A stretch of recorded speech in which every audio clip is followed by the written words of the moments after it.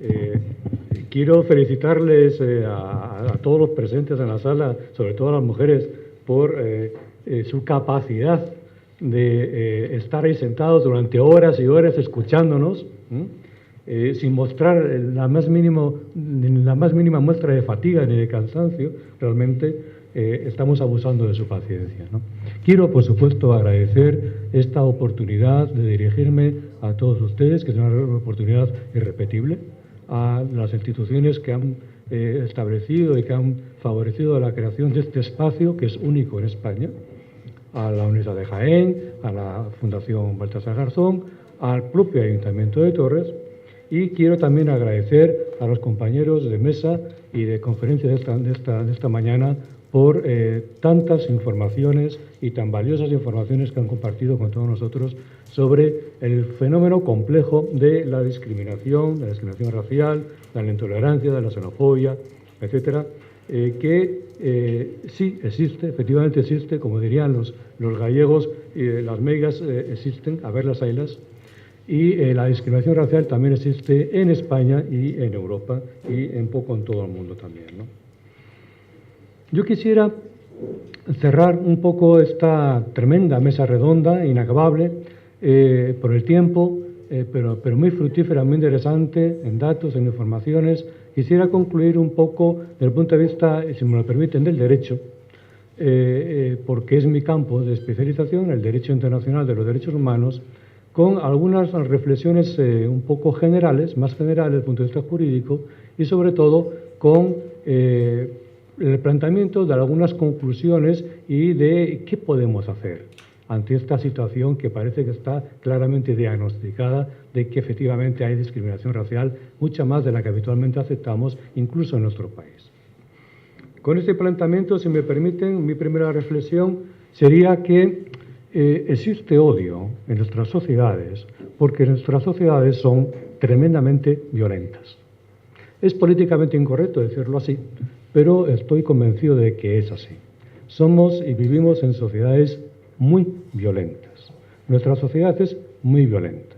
Al ser humano, al niño, el niño no nace violento, evidentemente. El bebé, no hay ningún bebé que nazca violento, pero al niño le hace violentos sus padres, su familia. La sociedad familiar es una sociedad violenta. De ahí tantos malos tratos, de ahí tantos abusos contra los niños, contra los ancianos, contra las mujeres. La violencia de género es un epifenómeno más de la violencia de nuestras sociedades. Y el odio racial es también un fenómeno violento que es muy inherente a la sociedad de violencia, a la cultura de violencia que nos embarga desde el principio hasta el final de nuestras vidas. Somos violentos, debemos de reconocerlo. Y a partir de ese reconocimiento es como podemos empezar a tomar medidas consecuentes. Porque esa violencia no solamente es a nivel social, a nivel de la familia, en el puesto de trabajo, en la escuela, etc. Esa violencia también lo es a nivel internacional, que es mi campo. Los estados arreglan o desarreglan sus diferencias por medios violentos, a pesar de que el derecho internacional prohíbe el uso de la fuerza. La realidad es que el que tiene la fuerza bruta, es decir, el que tiene los mayores ejércitos, son los que dominan en el mundo. El imperio en el mundo se concibe sobre la base de que es el Estado el que tiene más fuerza física, el que tiene más fuerzas armadas. De ahí la carrera de armamentos. La carrera de armamentos en el mundo consume enormes cantidades de millones de dólares, 1,7 miles de millones de dólares al año en un solo año, y evidentemente la carrera de armamentos supone, primero, que el mundo es hoy más inseguro y más violento que hace 10, 15 o 20 años, tengo una relación directa con el 11 de septiembre del 2001, y que el mundo, además de ser más violento, está cada vez más rearmado y gasta cada vez más en armas. Y además el comercio de armas, la producción de armas, beneficia a unos sectores muy concretos, a la industria armamentista. Y la industria armamentista, junto con la petrolera, son los dos grandes lobbies internacionales que alimentan el poder político en el Estado imperial del mundo, que es los Estados Unidos. Las grandes multinacionales del armamento del mundo están situadas en los Estados Unidos y también en Europa. No perdáis de vista de que España es un país violento porque España es la 7ª potencia del mundo vendedora de armas. Y eso quiere decir que el que vende armas vende muerte.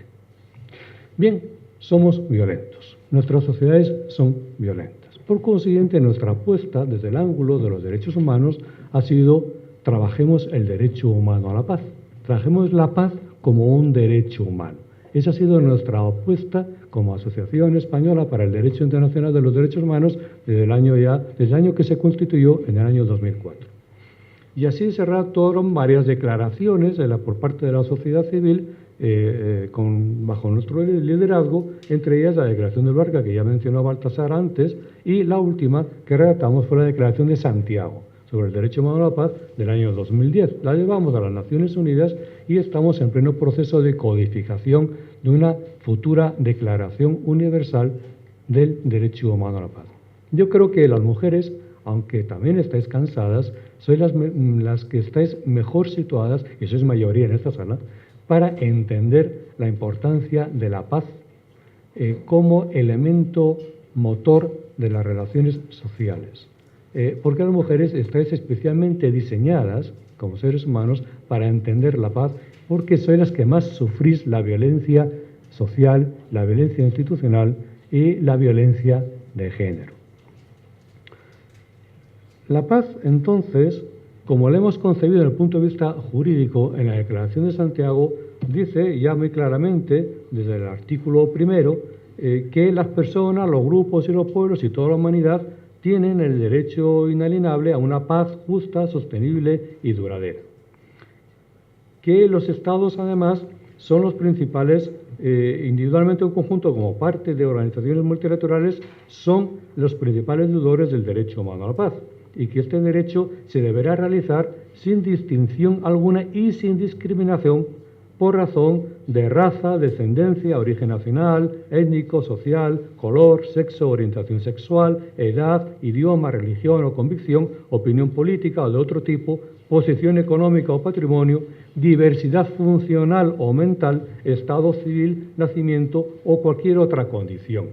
El principio de no discriminación en el disfrute de los derechos humanos en general y del derecho humano a la paz en particular es un principio motor y es un principio que nos libra, su aplicación correcta nos debiera de librar de cualquier manifestación de odio y de odio racial.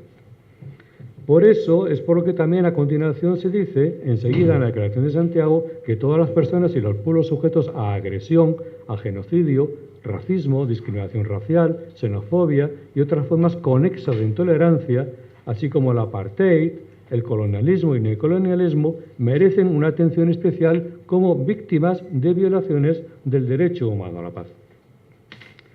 En fin, no les quiero cansar demasiado con la lectura de los textos jurídicos, simplemente recordarles que el artículo 2 de la Declaración de Santiago le da una importancia crucial al derecho a la educación en la paz y en los derechos humanos. Es muy importante la educación, no es suficiente, pero es esencial. La educación en valores, la educación en la paz y los derechos humanos. Y no estamos en los tiempos más felices en España para hablar de educación en la paz y los valores y derechos humanos cuando el Partido Popular suprime la educación en los valores de la ciudadanía y en los derechos humanos de los programas de las escuelas y de los institutos. No hay memoria histórica en nuestro país. Tiene mucha razón Esteban. No hay memoria histórica en nuestro país. De ahí que el artículo 10 de la Declaración de Santiago recuerde que los derechos de las víctimas son un elemento esencial del derecho a la paz. Y el derecho de las víctimas comienzan por el derecho a conocer la verdad. Así de simple, el derecho a la verdad por las violaciones de los derechos humanos cometidas en el pasado. En nuestro país tenemos ahí una asignatura pendiente tremenda. ¿Qué ha ocurrido en nuestro país durante la Guerra Civil y la posterior represión franquista? ¿Qué violaciones gravísimas de derechos humanos se han cometido? Por parte, sobre todo, claro, de los vencedores. Esa asignatura pendiente no se ha clarificado. Por eso es por lo que pedimos una comisión de la verdad en España, ni más ni menos. Y por eso es por lo que creemos que mientras no haya una comisión de la verdad en España que establezca de manera objetiva la verdad histórica y se satisfagan los derechos de las víctimas y sus descendientes a la justicia y a la reparación, a la verdad, a la justicia y a la reparación, mientras eso no ocurra, no habrá paz social en España. Somos una sociedad violenta, lo repito. Y por eso, y ese es uno de los elementos para integrar la paz social en España. Somos violentos, y las estadísticas se han mencionado acá, cuando la crisis económica florece. Y efectivamente, somos violentos contra el diferente, contra el gitano, contra el emigrante, y si el emigrante o el gitano es mujer, pues somos doblemente violentos. Y si es un menor, pues triplemente violentos, etcétera, etcétera. Hay causas de vulnerabilidad que se acumulan en los seres humanos y que hacen que la violencia y el odio racial se exacerbe contra esas personas pertenecientes a grupos vulnerables. El tiempo pasa, ustedes están cansados, yo también. ¿Cómo nos ven en España? ¿Cómo nos ven en el extranjero en esta materia? Pues miren, francamente, y dicho de una manera políticamente incorrecta, la marca España, que el ministro García Margallo pretende vender, no se compadece con a cómo nos ven y qué marca estamos ofreciendo al mundo en materia de discriminación racial, de racismo y de odio racial. ¿Por qué les digo esto tan políticamente incorrecto? Les digo esto en base a numerosos textos internacionales, tratados internacionales de derechos humanos, desde el Pacto de Derechos Civiles y Políticos a la Convención para la Eliminación de la Discriminación Racial, dos textos básicos de las Naciones Unidas que aquí no se han mencionado todavía y que son esenciales. ¿Cómo? Ahí se mencionó. Ok, gracias. Como también la aplicación práctica de estas convenciones o la falta de aplicación de estas convenciones en el marco del contexto nacional español. Y cómo los órganos de supervisión de control internacional de derechos humanos de las Naciones Unidas le han dicho a España una y otra vez lo mismo que le ha dicho la ECRI, por ejemplo, que has mencionado tú, Javier, muy bien, la ECRI, es decir, la Comisión Europea contra el Racismo y la Intolerancia, en sus informes periódicos dirigidos a España, o los informes que el Comité para la Eliminación de la Discriminación Racial, observaciones finales sobre España, ha producido ya en el año 2011, hace 2 años, o más anteriormente el Comité de Derechos Humanos en la aplicación del Pacto de Derechos Civiles y Políticos en sus observaciones finales del año 2008. Pero más recientemente todavía hay un documento precioso que tiene 2 meses, un mes escaso, y que es el informe del relator especial contra el racismo y la discriminación racial y formas conexas de intolerancia, el señor Mutu Marrutere, que visitó España oficialmente en enero pasado y ha hecho un informe sobre la situación, cómo lo ve él desde las Naciones Unidas, como experto contra el racismo, cómo ve a España ante las Naciones Unidas. Este informe se lo pueden ustedes colgar libremente, en español incluso, de la página web del Alto Comisionado de las Naciones Unidas por los Derechos Humanos, y comprobarán ahí, leyendo ese informe, que lo que él afirma es prácticamente un resumen y reafirma las recomendaciones que la ECRI, el Comité de la Discriminación Racial, el Comité de Derechos Humanos, etcétera, ya habían dirigido durante años a España sobre las carencias objetivas que hay en España para luchar correctamente contra la discriminación racial en nuestro país. Somos racistas, somos discriminatorios y somos violentos en general. No digo que la gente de esta sala sea violenta, no nos tenemos por violentos, evidentemente. Estamos aquí, muy bien, muchas gracias, estamos aquí porque no somos o pretendemos no ser tan violentos. Muy bien, pues como me quedan 5 minutos, seré tremendamente breve y les voy a precisar dos casos muy precisos en los cuales en una ocasión el Comité de Derechos Humanos y en otra ocasión mucho más reciente el Grupo de Trabajo de la Detención Arbitraria, dos mecanismos de protección de derechos humanos de las Naciones Unidas, han retratado perfectamente a España como un país en el que se practica la discriminación racial. Dos casos específicos en que España ha sido condenada. El primer caso es el caso de la señora Williams-LeCraft. La señora Williams-LeCraft es una señora negra, no digo de color, porque no, negra, que fue interceptada en la estación de tren de ferrocarril de Valladolid en el año 2008 y fue sometida a un control de identidad por la policía simplemente porque es negra, simplemente por eso, perfil racial. ¿Le suena a usted lo del perfil racial? Bueno, pues eso ya ocurría en España en el año 2007 con una señora. En el año 2007 ocurrió eso, la señora LeCraft alegó ante los tribunales de justicia que había sido sometida a una discriminación racial por ese control por origen racial, de perfil racial. Los tribunales españoles no le dieron razón. Los tribunales españoles son también ciegos, en general, en estas materias, son también ciegos, y tuvo que recurrir en el plano internacional con ayuda internacional, no con ayuda de ningún abogado español, no la encontró. Tuvo que encontrar la ayuda de Open Society para llegar al Comité de Derechos Humanos. Y el Comité de Derechos Humanos dijo, sí, efectivamente, usted fue objeto de una medida, de un acto de discriminación racial por parte de la policía española y condenó a España. Eso fue lo que ocurrió con la señora Williams-LeCraft. El segundo caso que me gustaría referirles es el caso de Adnan El-Haj. ¿Quién es Adnan El-Haj?